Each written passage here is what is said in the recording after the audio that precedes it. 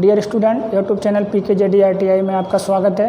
आइए आज हम बात करेंगे fitter first year trade theory के बारे में और चैप्टर जो है screw thread die and tap and die, screw thread tap and die के बारे में। तो आज जो है हम इस स्पेशल स्क्रू थ्रेड के बारे में बताएंगे और कल थ्रेड का क्लासिफिकेशन पढ़ा जाएगा। तो सबसे पहले हम ये सारे जो शब्दावली होती है, इम्पॉर्टेंट जो फैक्ट होता है, तथ्य होता है, इसके बारे में डिस्कशन कर लेंगे कि थ्रेड किसको कहते हैं, थ्रेड के जो शब्दावली आते हैं, शब्द आते हैं, वो कौन कौन से होते हैं, उसका डिफिनीशन क्या होता है, कहाँ वो होता है और किस नाम से उसको हम जानते हैं, वो सब चीज़ आज हम डिस्कशन करेंगे। और कल के डेट में हम थ्रेड का क्लासिफिकेशन पढ़ेंगे। आज और कल दोनों का जो लेक्चर है बहुत ही मोस्ट इम्पॉर्टेंट है, क्योंकि थ्रेड से लगभग 2 क्वेश्चन रहता है, फिक्स है 2 क्वेश्चन रहेगा, अगर अधिक होगा तो 3 क्वेश्चन भी हो सकता है। तो आपके लिए काफ़ी मोस्ट है एग्जाम के दृष्टि से, और इसको आप ध्यान से पढ़िएगा। तो हम बोले हैं स्क्रू थ्रेड, तो थ्रेड होता क्या है, स्क्रू थ्रेड के ये या किसी भी नट पे, बोल्ट पे या कोई भी अगर हमारा पेच हो, कोई भी हो, अगर थ्रेड होता है तो थ्रेड की परिभाषा क्या होती है। तो जनरली थ्रेड की परिभाषा की अगर हम बात करें तो बेलनाकार आकृति पर बनी, बेलनाकार आकृति पर बनी हेलिक्स आकार को थ्रेड कहते हैं। मैं लिख दे रहा हूँ, बेलनाकार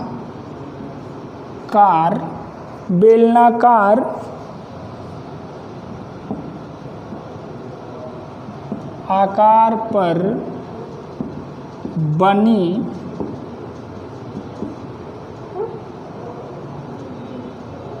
हेलिक्स आकृति को थ्रेड कहते हैं। थ्रेड को जनरली बोलचाल के भाषा में हम चूड़ी बोलते हैं, चूड़ी कह लेते हैं, लेकिन अगर टेक्निकल भाषा में बोलेंगे, इंग्लिश में बोलेंगे तो थ्रेड कहते हैं। अन्य भाषा में बोलेंगे, जैसे मराठी में बोला जाता है आड़े बोला जाता है, तो अलग की बात है। तो ये स्क्रू थ्रेड, तो स्क्रू थ्रेड बेलनाकार आकार पर बनी हेलिक्स आकृति को थ्रेड कहते हैं। अब थ्रेड, ये मान लीजिए एक हमारा बेलनाकार रॉड था और इस पे एक हेलिक्स आकृति बन गई है और इसी आकृति को हम थ्रेड कहेंगे। अब थ्रेड में कौन कौन से शब्द तथ्य आते हैं, इस तथ्य के बारे में जानेंगे। और क्या इसका एंगल होता है, क्रेस्ट किसको कहते हैं, रूट किसको कहते हैं, फ्लैंक किसको कहते हैं, मेजर डाया किसको कहते हैं, माइनर डाया किसको कहते हैं, पिच लाइन किसको कहते हैं, एंगल ऑफ थ्रेड किसको कहते हैं। इन सारे पॉइंट पे हम बात करेंगे, इन सारे पॉइंट पे हम बात करेंगे और इन सारे पॉइंट काफ़ी इंपॉर्टेंट है। तो सबसे पहले हम क्रेस्ट की बात करेंगे। तो जो भी हमारा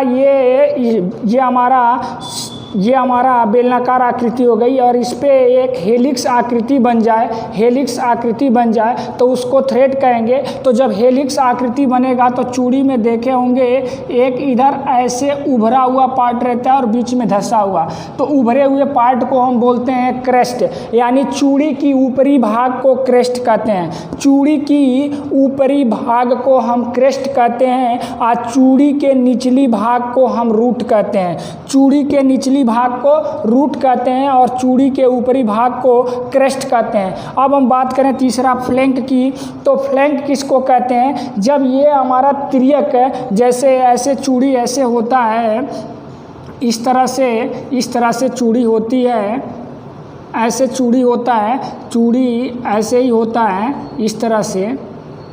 ये एक पार्ट हम सिर्फ आपको ऊपर ही दिखा रहे हैं, सिर्फ ऊपर ही दिखा रहे हैं। ये मान लीजिए चूड़ी है, तो ये हमारी जो आकृति होगी, ये ऊपर वाली चूड़ी के जो ऊपर वाला है इसको हम क्रेस्ट बोलते हैं, और चूड़ी को जो निचला सिरा होता है उसको हम रूट बोलते हैं। और जो तिरछी ये लाइन आ करके जो आपस में मिलती है, तिरछी लाइन जो आ करके ऐसे भी टाइप के आ करके मिलती होगी, देखे होंगे थ्रेड में जब ऊपर से हम देखेंगे तो एक भी टाइप का गड्ढा दिखता है, गड्ढा भी टाइप का दिखता है। तो ये भी टाइप का जो इंक्लाइंड लाइन है, यानी तिर्यक लाइन है, जो नत समतल लाइन है, इसी नत समतल लाइन को यानी इसको, यानी कहने का मतलब इसमें यहाँ हम दिखाए हैं, इसको हम बोलते हैं फ्लैंक, इसको हम बोलते हैं फ्लैंक। यानी इसको परिभाषा के रूप में फ्लैंक को बोले तो रूट से क्रेस्ट के बीच को जो मिलाने वाली तिर्यक लाइन होती है उसी को फ्लैंक कहते हैं। बात समझ में आ गई होगी।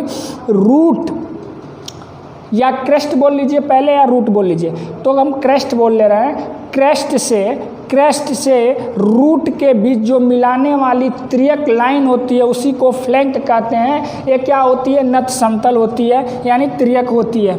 अब हम बात करें पिच की, तो रूट से रूट या क्रेस्ट से क्रेस्ट के बीच की दूरी को पिच कहते हैं। जैसे यहाँ पे हम दिखा दे रहे हैं आपको, ये हमारा पिच हो गया, ये हमारा पिच हो गया, ये हमारा पिच हो गया, यानी ये हमारा क्रेस्ट, यानी ये हमारा क्रेस्ट हो गया और ये हमारा क्रेस्ट हो गया। और क्रेस्ट से क्रेस्ट के बीच की जो दूरी होगी उसी को हम पिच कहेंगे। या रूट से रूट के बीच की जो दूरी होगी, यहाँ नीचे हम दिखा दे रहे हैं, रूट से रूट के जो बीच की दूरी होगी, यानी ये निचली वाली अंदर धसी हुई है, इसको रूट बोलते हैं। तो ये भी रूट हुआ, ये भी रूट हुआ, ये भी रूट हुआ, ये भी रूट हुआ। तो रूट से रूट के बीच की जो दूरी होगी इसको भी हम पिच कहते हैं। क्लियर? बात समझ में आ गई? अब ये पिच की बात हो गई, पिच बात अब समझ में आ गई। एक बार और पिच लिख दिए हैं, छोड़िए। अब देखिए ये हमारा पिच लाइन कर लीजिए, पिच लाइन यहाँ हम दिखाए हैं पिच लाइन, यानी जो हमारा रूट होता है, जो क्रेस्ट होता है, इसके एकदम बिल्कुल बीचे बीच से जो गुजरने वाली लाइन होगी उसी को हम पिच लाइन कहते हैं, उसी को हम पिच लाइन कहते हैं। यानी रूट ऊपर वाला हमारा क्रेस्ट और नीचे वाला रूट, और दोनों के बीचों बीच से जो गुजरी हुई लाइन होगी उसी को हम क्या कहेंगे? पिच लाइन कहेंगे। मेरे कहने का मतलब इस पे बेलनाकार आकृति है, इस पे हेलिक्स आकार की आकृति बन गई है और इस पे हमारा थ्रेड कट गया। अब थ्रेड कट गया तो ऊपर वाला जो जाके सटता है ऐसे, उसको हम बोलते हैं क्रेस्ट, और जो नीचे जड़ में ऐसे सटा रहता है, यहाँ पे जो ऐसे सटा रहता है, इसको बोलते हैं रूट। लेकिन इनके बीचों बीच से एक लाइन, अगर जैसे मान ली ऊपर से हम फाइल मार दिए तो जो चूड़ी का ऊपर नोक होता है वो नोक हमारा पूरा का पूरा मिट गया, और उतना मिटा कि रूट और क्रेस्ट के बीच तक मैंने फाइल मार के मिटा दिया। और उस एक्सिस पे जो लाइन आती है, यानी यहाँ से आप देख रहे होंगे बिल्कुल ये बीचों बीच से गई हुई लाइन है, बिल्कुल ये बीचों बीच से गई हुई लाइन है, और इसी लाइन को हम क्या कहते हैं? इसी लाइन को हम पिच लाइन कहते हैं। बात क्लियर? अब हम बोल दे रहे हैं कि ये मेजर डाया, मेजर डाया क्या होता है? तो मेजर डाया क्या होता है? मेजर माने बड़ा और माइनर माने छोटा। तो बड़ा डाया और छोटा डाया। तो मेजर डाया वो होता है कि क्रेस्ट से क्रेस्ट, क्रेस्ट से क्रेस्ट के बीच का जो डायमीटर होता है, व्यास होता है, उसी को हम मेजर डाया कहते हैं। और रूट, बाबू ये रूट हुआ ना, देखिए ये रूट हुआ, ये रूट हुआ, ये क्या हुआ? रूट हुआ। ये हमारा क्रेस्ट हुआ, ये हमारा क्रेस्ट हुआ। तो क्रेस्ट से क्रेस्ट के बीच के डाया को हम क्या कहते हैं? Major dia. और रूट से रूट के बीच का जो डायमीटर होगा उसको क्या बोलेंगे? Minor dia. अब हम बात करते हैं थ्रेड एंगल। तो थ्रेड एंगल किसको कहते हैं?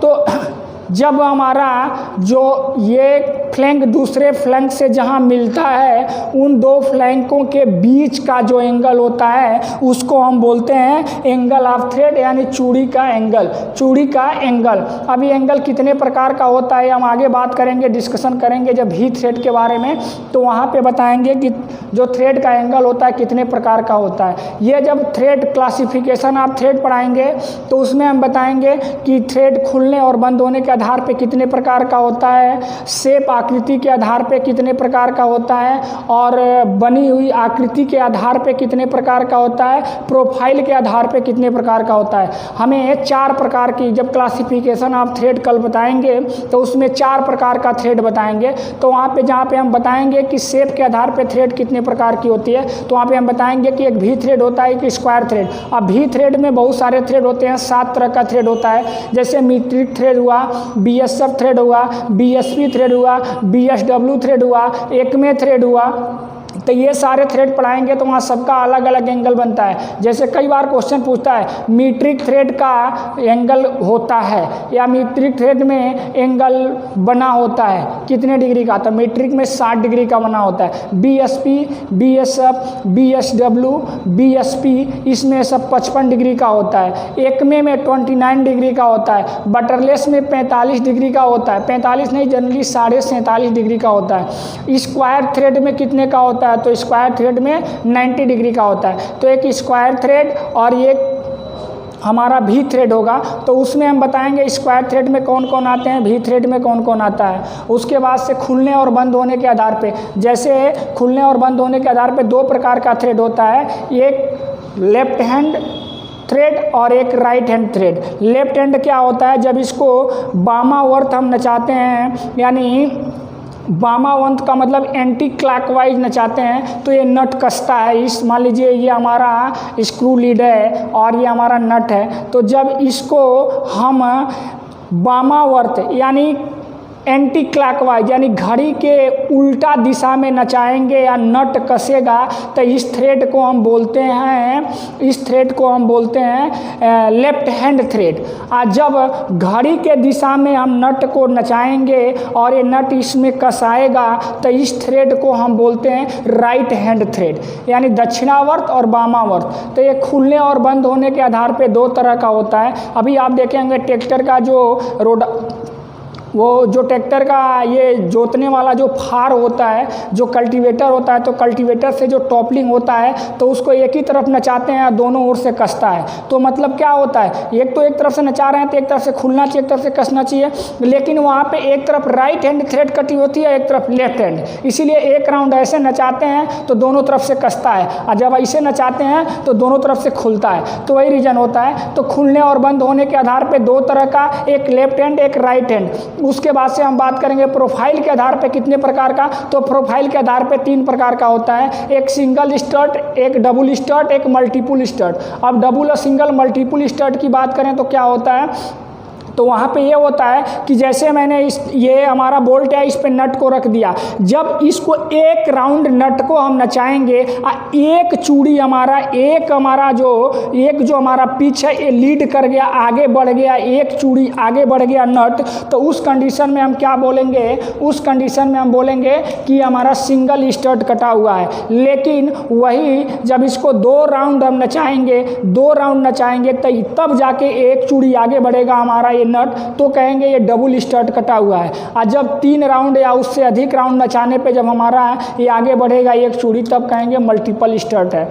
तो प्रोफाइल के आधार पे हमारा 3 तरह का, और उसके बाद से खुलने और बंद होने के आधार पे 2 तरह का। उसके बाद हम बात करेंगे कि सतह पे बनी थ्रेड के आधार पे कितने प्रकार की होती है, तो सतह के आधार पे बनी थ्रेड पे 2 प्रकार की होती है। एक कौन होता है, एक एक्सटर्नल जिसको बाहरी थ्रेड कहते हैं, और एक इंटरनल जिसको आंतरिक थ्रेड कहते हैं। एक्सटर्नल थ्रेड और इंटरनल थ्रेड, इंटरनल का मतलब आंतरिक और एक्सटर्नल का मतलब बाहरी। जैसे बोल्ट पे हमारा थ्रेड कटा हुआ होता है, वो कौन सा थ्रेड होता है, एक्सटर्नल थ्रेड होता है। अगर नट पे हमारा थ्रेड जो कटा होता है वो कौन सा थ्रेड होता है, तो इंटरनल थ्रेड होता है, क्योंकि वो अंदर कटा हुआ रहता है।